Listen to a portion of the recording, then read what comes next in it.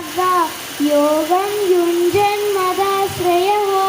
असंशयं समग्रं मां यदा ज्ञास्यसि तच्छृणु ज्ञानं तेऽहं सविज्ञानमिदं वक्ष्याम्यशेषतः यत् ज्ञात्वा नेह भूयोऽन्यत् ज्ञातव्यमवशिष्यते मनुष्याणां सहस्रेषु कश्चिद् यजति सिद्धये यततामपि सिद्धानां कश्चिन् मां वेत्ति तत्त्वतः भूमिरापो नलो